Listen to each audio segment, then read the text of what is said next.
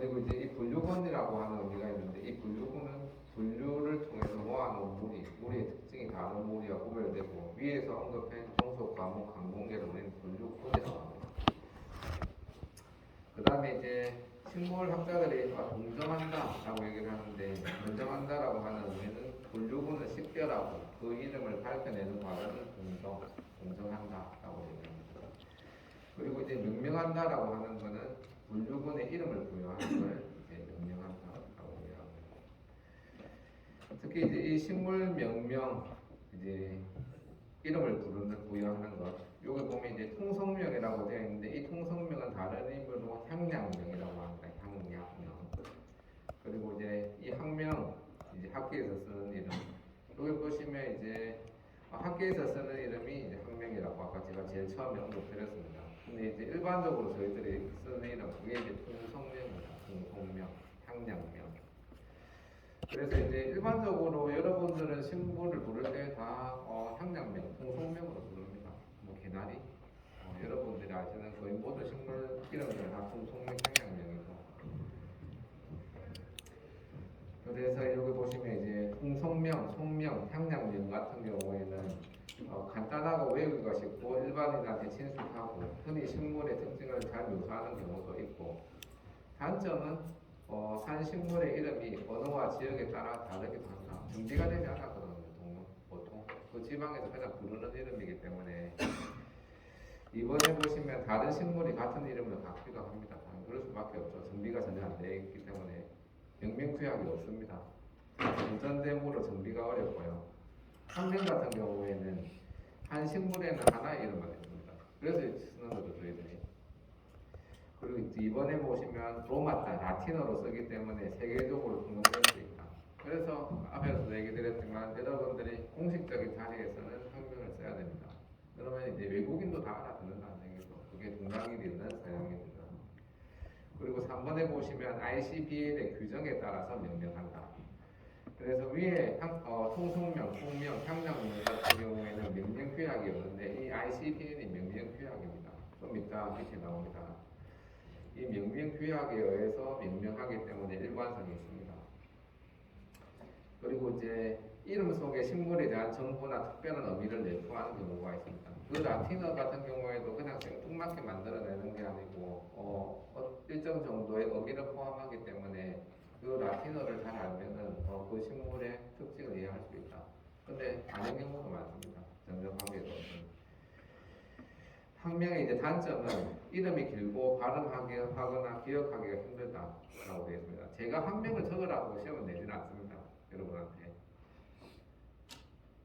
이번에 보시면 이제 친숙한 이름이 선치권에 따라서 다른 이름으로 바뀔 수 있다라고 합니다. 이게 이제 나중에 명명규약에 보면 이 선치권에 따라서 그 이름이 이제 인정되는지 안 되는지에 대해서 이제 나오는데 이제 거의 없지만은 때로는 그 명명규약 때문에 이름이 바뀌기도 한다. 그런 경우도 있다. 때로는 부적절한 뜻이 라틴명에 적용될 수도 있습니다. 앞에서 얘기 드렸듯이 무엇보다도 이제 한 식물에 하나의 이제 이름만 있고 규약이 있기 때문에 전 세계적으로 공통적으로 쓸 수 있다. 그렇기 때문에 저희들은 학명을 씁니다. 그리고 이제 학명을 쓸 때는 거의 아까 전에 향량명을 앞에 쓰고 그 뒤에 학명을 씁니다. 대부분의 경우 저희 나라에서 뭐 논문을 쓸 때도 마찬가지고. 그래서 이제 물론 학명만 써도 되긴 하지만 보통 이제 이제 일반인들을 위해서 기본적으로 향량명을 쓰고 그 뒤에 학명을 같이 쓰는 식으로 대부분 씁니다.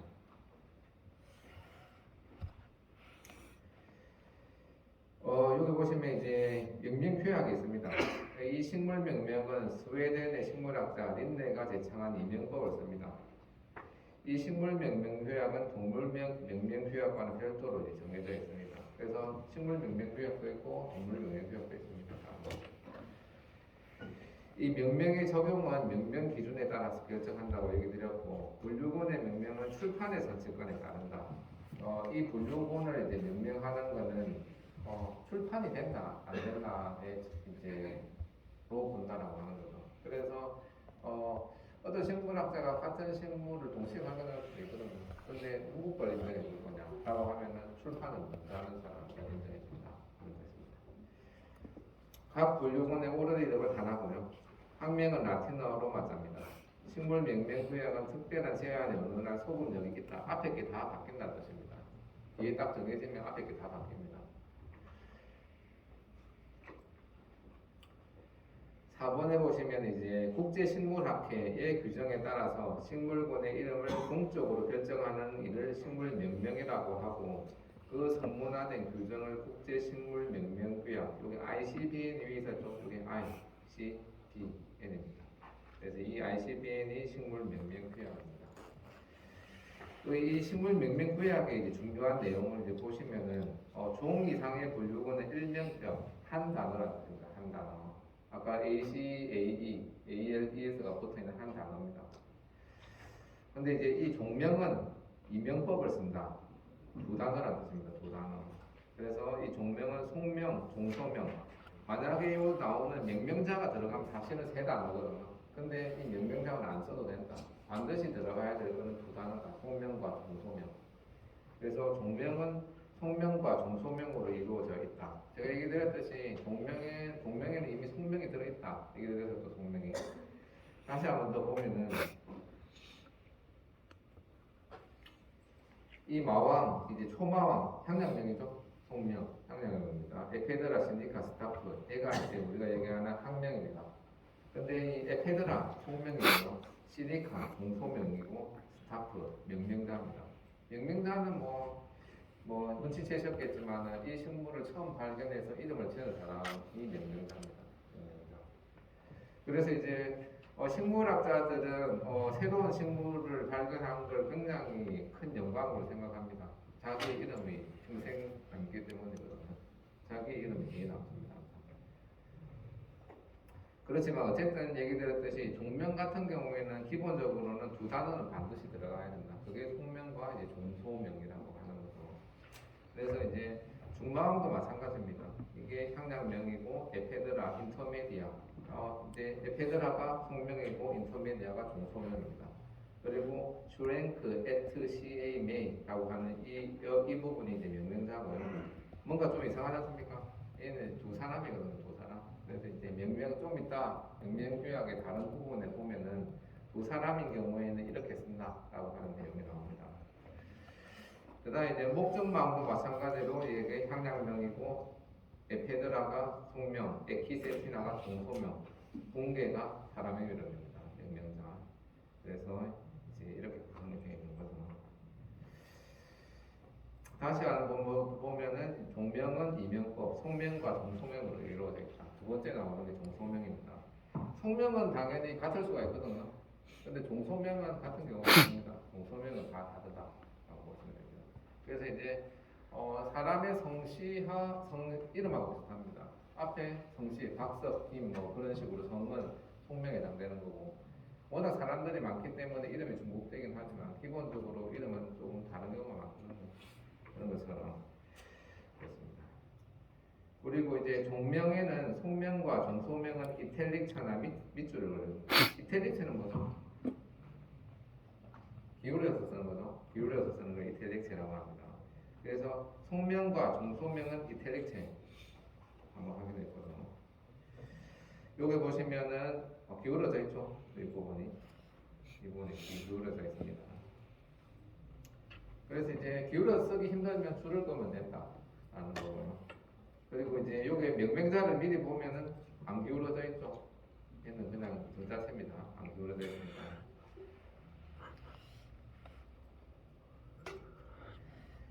그리고 명명자 이름은 대문자로 시작하고 정자를 쓰고 밑줄은 끊지 않는다. 이건 제가 예를 들어 놓은 건데 목적을 보면은 여기 보시면은 대문자죠. 대문자고 정자로 쓰고 밑줄을 끊지 않는다. 근데 여기 보면 종소명 같은 경우에 보시면은 소문자죠. 얘 같은 경우 속명, 종소명 같은 경우에는 속명의 첫 자만 대문자로 씁니다.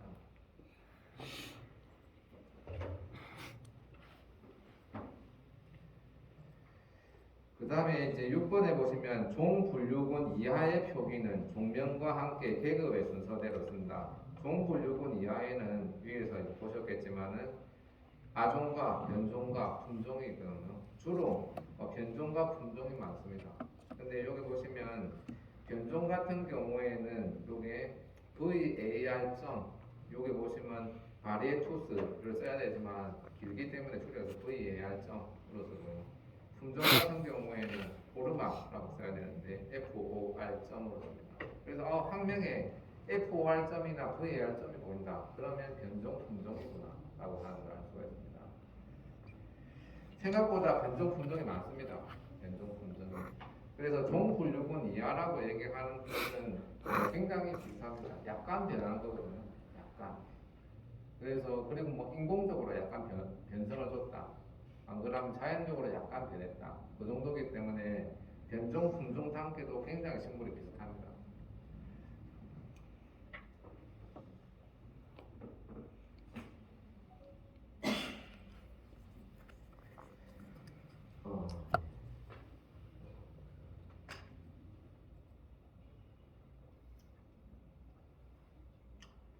예를 보면은 이제 덤불 오리나무, 오리나무는 알루스 프루티코사, 요게 RUPR 점인데 학명에서 대부분 뒤에 점이 붙어 있는 건 줄임말입니다.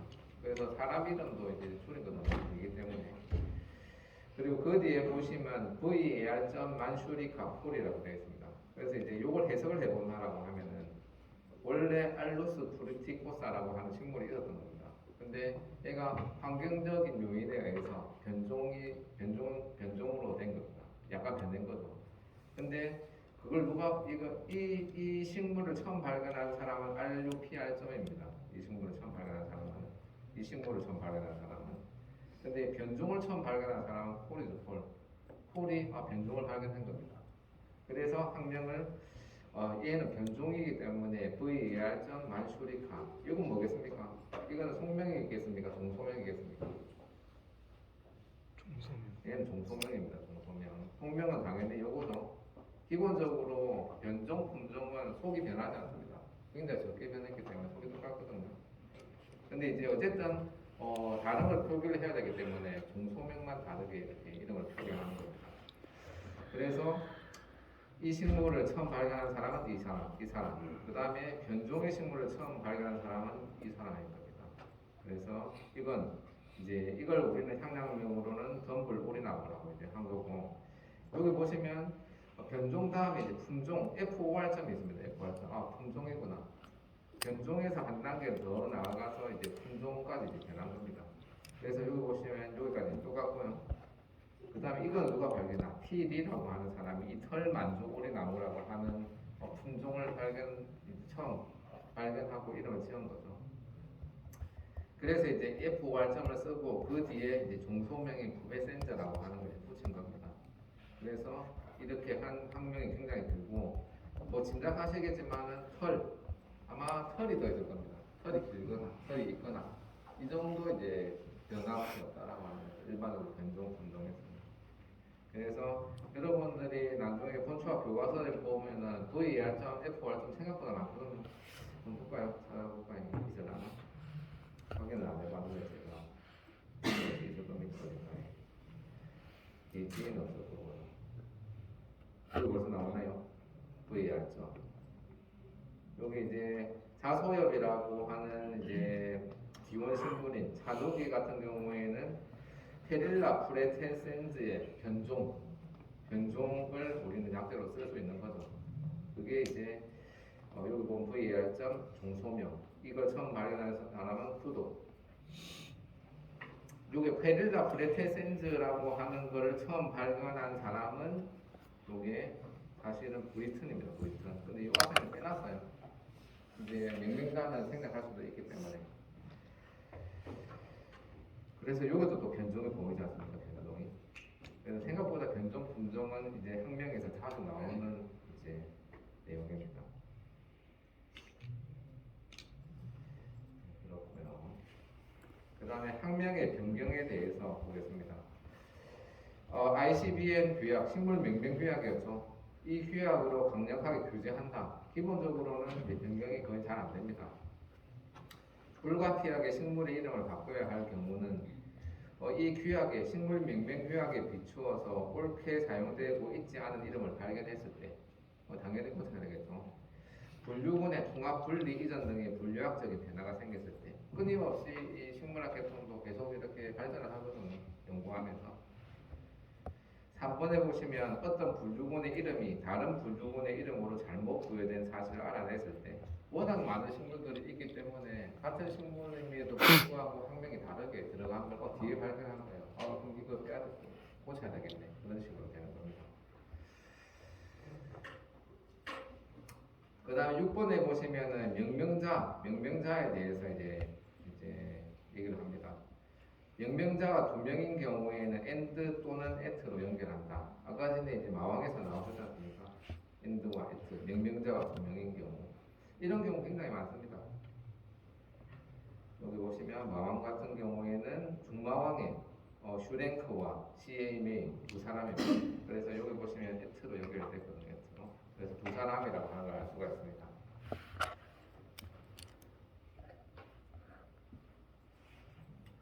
그 다음에 이번에 보시면은 종소명을 지은 실제적 명명자 A와 그의 학명을 유효 출판한 B, 대부분의 경우는 발견한 사람과 출판한 사람이 동일합니다. 근데 아주 특이하게 다를 경우도 있거든요. 발견한 사람과 출판한 사람이. 그럴 경우에는 A, E, X, B로 쓴다라고 하는 거죠. 그래서 가끔씩 드물긴 하지만 이 경우도 있습니다. 사람 이름 가운데 EX가 들어있는 경우가 있거든요. 그러면 한 사람은 명명자고 한 사람은 출판한 사람입니다. 3번 보시면은 종소명이 나중에 다른 분류계급으로 수정되거나 옮겨지는 경우에는 종소명의 명명자 이름을 갈로에 넣어서 인용하고 새 명명자 이름을 병기한다라고 합니다.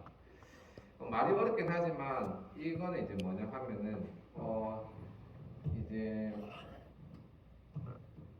이제 처음 발견한 사람한테 굉장히 큰 의미를 많이 부여하는 겁니다. 이 말은 곧 뭐냐 하면은 그래서 이제 수정되거나 옮겨지는 경우에는 새 명명자 이름을 병기를 이제 이름을 넣는데 기본적으로 어쨌든 그 식물을 실제적으로 처음 발견한 사람이 가장 이제 업적이 크기 때문에 그 사람 이름은 무조건 남겨둡니다. 갈로에다가. 그래서 요거 보시면 여기 보시면은 이제 베로니카 레이오칼파 DC라고 하는 이제 식물이 있었습니다. 1836년에 그 DC라고 하는 사람이 발견을 한 거죠. 근데 1891년에 큰제라고 하는 사람이 얘 성명이 잘못 들어갔어. 얘 바꿔야 돼. 그래서 인정이 되어서 칼카리아라고 하는 쪽으로 바뀌었습니다. 근데 요 DC는 요 갈로에 넣어두는 거죠. 처음 발견한 사람이기 때문에. 그리고 이제 1906년에 클레슨이라고 하는 사람이 칼카리아 잘못했어. 얘 같은 경우에는 에레오시스 성명이 맞아. 식물적으로 연구해 보니까. 그래서 클레슨이 이제 새로 이제 되면서 쿤데는 안 넣어줍니다. 쿤데는 안 넣어주면 DC는 넣어줍니다. DC는. 왜냐하면 얘기 드렸듯이 처음 발견한 사람이기 때문에. 그래서 아까 전에도 얘기 드렸지만 처음 이제 새로운 종을 발견하는 것은 굉장히 큰 영광이죠. 이름이 끝까지 됩니다. 그래서 이제 이렇게 되는 거죠. 안타깝게도 저희 나라 식물들에 보면 일본 사람들 이름이 많습니다. 식물을 발견하고 일본 학자가 등장 경우가 많거든요. 그래서 저희 나라 식물들의 이름에 일본 사람들의 이름이 많습니다. 네, 그래서 이 경우도 굉장히 흔합니다. 갈로 들어있는 경우가 엄청 많거든요. 학명들 보다 보면. 그래서 그 갈로가 보이면 이 사람이 제일 처음 이 식물을 발견해서 이름을 지은 사람이구나 라고 생각하시면 됩니다. 굉장히 흔하게 보입니다. 보면 갈로가 굉장히 흔한데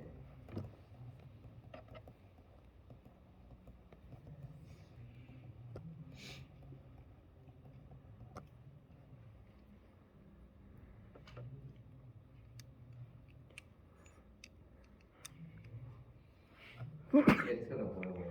여기 여기 갈로가 보이죠. 처음 발견한 사람이라는 뜻입니다.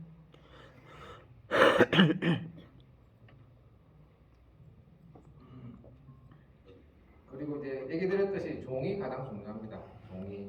그래서 종이의 개념을 보시면 고유한 형태적, 생태적 특징을 가지고 생식적으로 분리되어 있어서 다른 종과 유전자 교류가 없는 것을 종이라고 얘기합니다. 그래서 여러분도 인간종이거든요. 인간종. 근데 이제 얘 같은 경우에도 약간의 문제는 있습니다. 여기도 있듯이 종 간에도 잡종이 사실은 만들어진다. 원래 종은 잡종이 되어서는 안 돼요.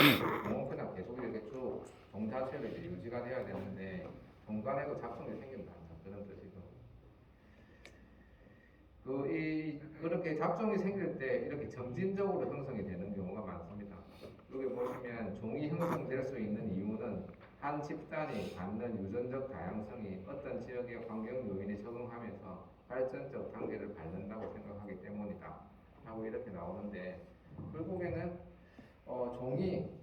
종은 기본적으로 변화가 없어야 되지만 어떤 이제 섬 같은데 상당 기간 오랫동안 이렇게 격리되다 보면은 그쪽 환경에 이렇게 맞추면서 이제 변해버리거든요. 그러면 이제 이걸 과연 우리는 종으로 인정해야 되나 안 되나 그런 어떤 문제에 부딪히게 되는 일이 생길 수도 있다라고 하는 거죠. 그리고 이제 여기 분류 체계를 적어놨는데 여기 보시면 아까 내 종속 과목 강문계라고 얘기 드렸고 여러분들도 아마 들으셨겠지만 기본적으로 저희들은 요게 쌍자역 식물강, 합판화군, 입판화군 이 식물이 가장 많습니다. 여기 나오는 여러 가지 이제 문들이 이제 쭉 나오긴 하지만 주로 식물 동화를 보면 여기에 해당되는 식물들이 이제 주로 이제 많게 됩니다. 그래서 이제 식물동화 보시면 이제 앞에는 이렇게 쭉 이렇게 되어 있습니다. 그리고 식물동화 보면 대부분 과로 되어 있습니다. 과로 되어 있기 때문에 과를 이제 한 챕터에 이제 넣어놨거든요. 그래서 여러분이 이렇게 쭉 이렇게 책을 이렇게 열어보면은 같은 과로 되어 있기 때문에 그 같은 과에 있는 식물들은 대부분 꽃들이 굉장히 비슷하게 생겼습니다. 다음에 식물동화를 한번 보시면 이런 종속 과목 강문계의 분류 체계가 되어 있다라고 하는 걸 보시면 이해하기 훨씬 더 편합니다. 그래서 이제 지금은 잘 안 되시겠지만은 꽃을 여러분들이 명확하게 몇 가지 꽃들을 알면 비슷한 꽃이 보이면 그 과에 들어가서 이렇게 뒤적거리다 보면 그 이름이 나오는 게 많습니다. 처음 보는 식물이라서.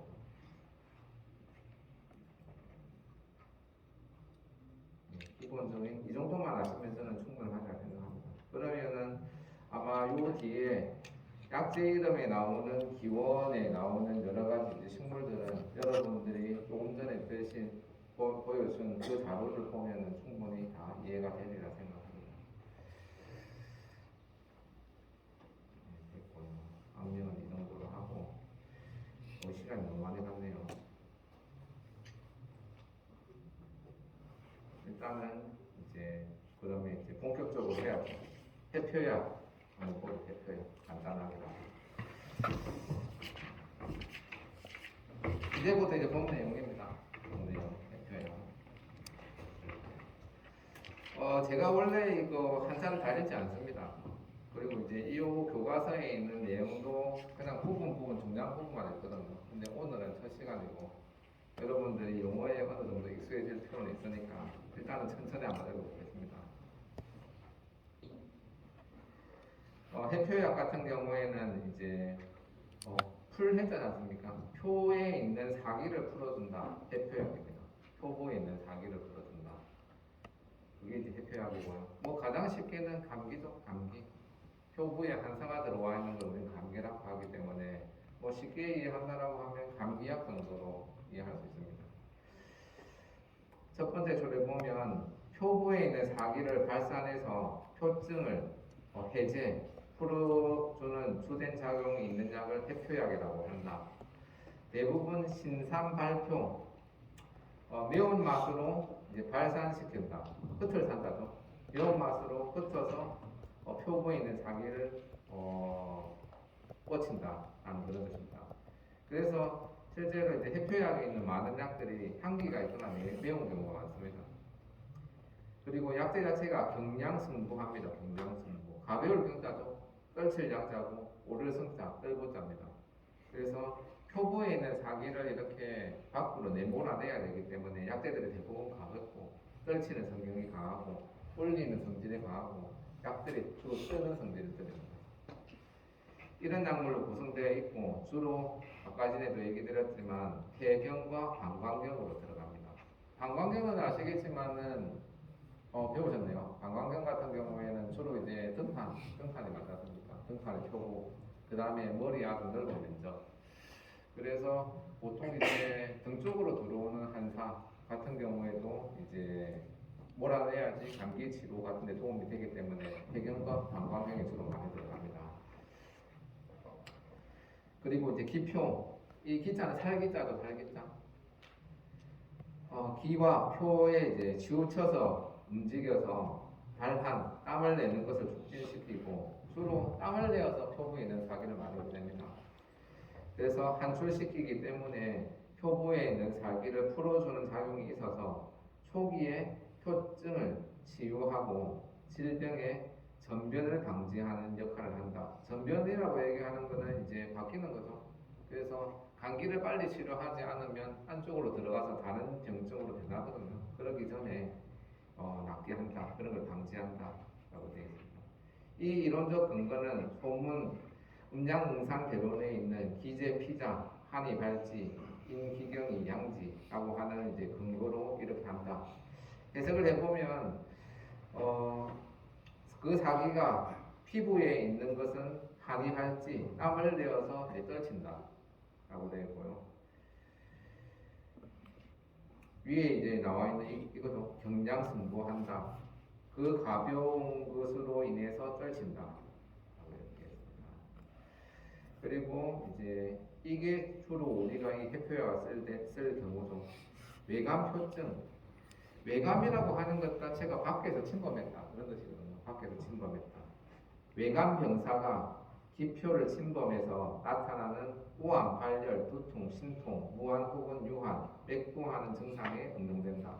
그래서 직접적으로 보면은 우리가 우한이 생길 때, 몸에 열이 날 때, 두통이 생길 때, 몸이 아플 때, 땀이 안 나거나 혹은 땀이 날 때, 맥이 뜰 때, 이런 증상들이 있을 때 우리는 해표약을 쓴다. 그런 뜻입니다. 우한은 뭐죠? 한자 그대로 해석하면 시랄 오자에 까만 자라 씁니다. 시랄 오자에 까만 자. 차가운 자죠. 차가운 것을 싫어한다. 그런 뜻입니다. 내 몸에 이제 한사가 들어와 있기 때문에 차가운 걸 싫어한다. 몸에는 열이 나고 있지만 차가운 게 싫어라고 하는 증상이 오한입니다. 그 다음에 이제 감기 오면 원래 발열이 생기죠. 그 다음에 두통이 생기는 경우가 많죠. 감기가 오면은 몸도 약간 찌끈거리면서 아픈 경우가 있고 사람마다 이제 땀이 나기도 하고 땀이 안 나는 사람도 있고요. 맥을 잡아보면 맥이 뜨는 경우가 많습니다. 이 맥에 대해서는 제가 여러분 아마 진단학 시간 같은 데서 배우실 건데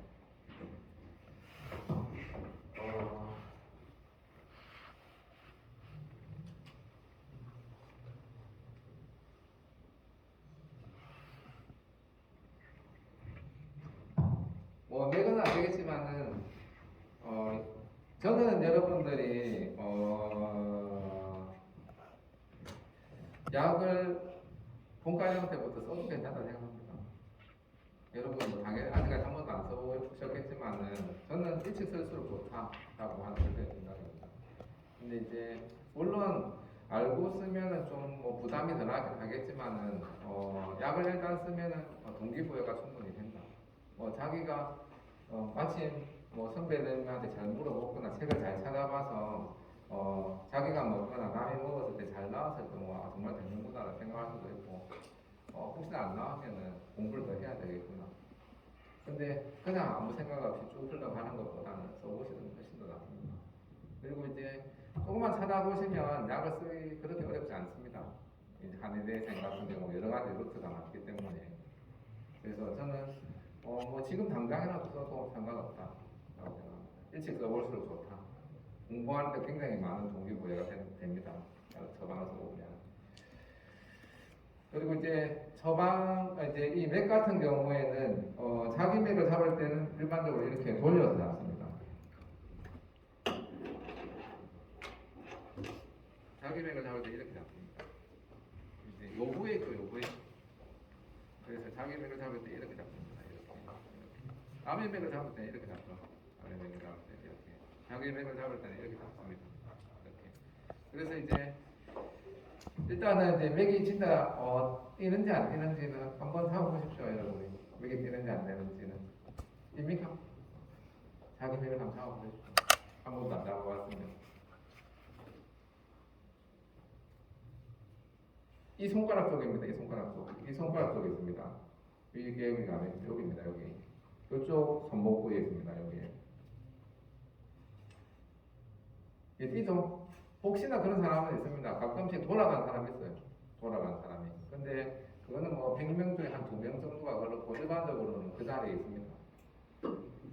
그래서 이제 이 맥을 잡으면은 몰라도 잡아보는 게 좋습니다.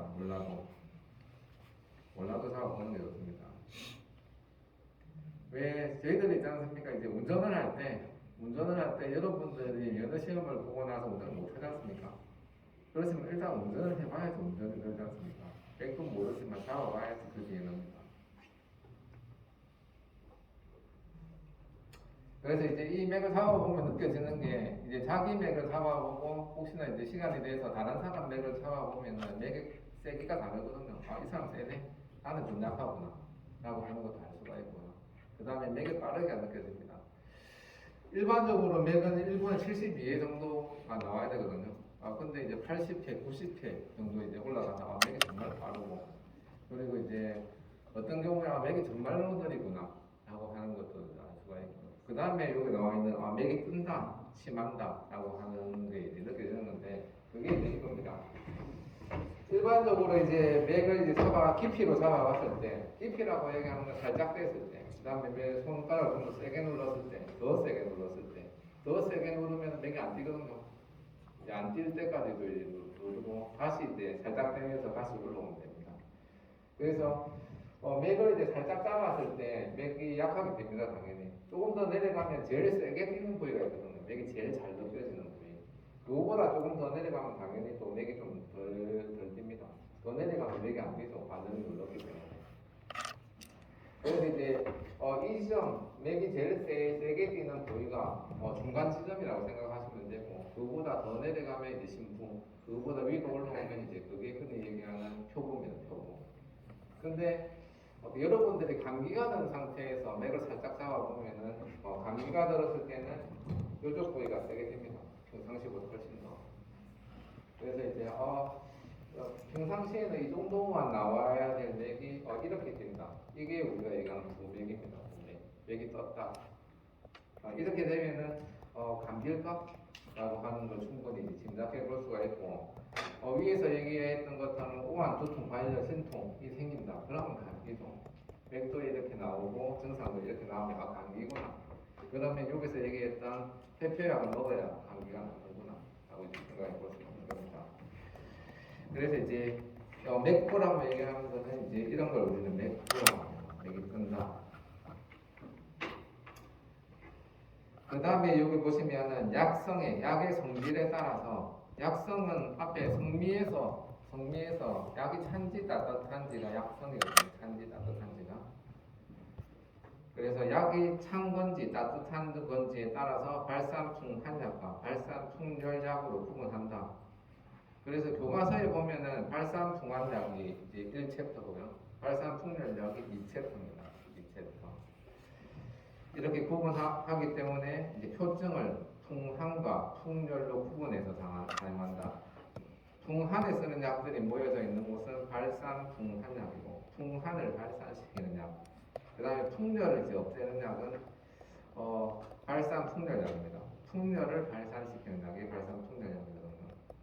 그래서 이제 풍한이라고 얘기하는 건 당연히 찬바람이고요. 찬바람. 그리고 이제 풍열이라고 얘기하는 것은 뜨거운 바람입니다. 뜨거운 바람. 그래서 풍한과 풍열이 우리가 얘기하는 사기거든요. 사기. 밖에서 침범하는 사기. 그래서 감기약에 해당되는 것은 발산풍환이고요. 발산풍환. 그럼 풍열이 뭘까? 풍열은 어떤 일이 생기겠습니까? 뜨거운 바람에 몸이 들어오면 어떤 일이 생기겠습니까? 표부에 들어오면. 이 발산풍열약이 우리가 얘기하는 전염병입니다. 지금 여러분이 겪고 있는 이 상황에 우리는 발산풍열약을 써야 됩니다. 그래서 이제 이 발산풍열약을 써야 될 대표적인 증상이 외감에 의해서 생기는 고온의 발열이거든요. 발열, 아주 심한 열, 고온의 발열. 그게 가장 대표적인 증상입니다. 그래서 이제 어떻게 보면은 이 발산풍열약 굉장히 잘 듣거든요. 근데 이제 막상 이제 뭐 여러분도 그랬을 거고 많은 한의원이 이제 어떤 제도적인 이유 안 그러면 이제 뭐 대처가 조금 잘못된 그런 거로 인해서 굉장히 효과적인 약임에도 불구하고 이제 빨리 접근을 못해서 이 3년간 힘든 시간을 보냈죠. 한의계가. 근데 이제 여러분도 들어보셨겠지만 이 발산풍열약, 인통의 발산풍열약 연교산, 약국에서 엄청 많이 들었습니다. 약국에서 정말로 많이 들었어요. 여러분도 아마 먹은 사람이 있었을 겁니다. 이름도 모르게. 연교산, 연교패독산 엄청 많이 쓰거든요. 우리나라에 인통이 생기면서 발열이 생겼을 때 엄청 잘 듣습니다. 그렇지만 이제 어쨌든 앞에 얘기 드렸던 몇 가지 이유로 이제 힘든 시간을 보낸 게 이 발산풍열약이 좋은 약임에도 불구하고 제대로 접근 못하는 건 이제 3년을 이제 돌아보면은 이제 있었다 생각합니다. 그래서 이 발산풍열약이 지금 이제 시기에 쓰는 약이 발산풍열약이에요.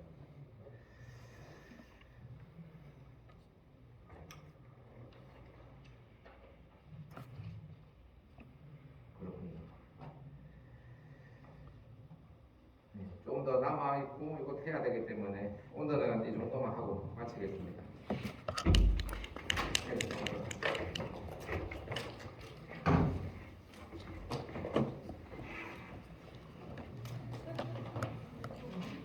저는 승리합니다.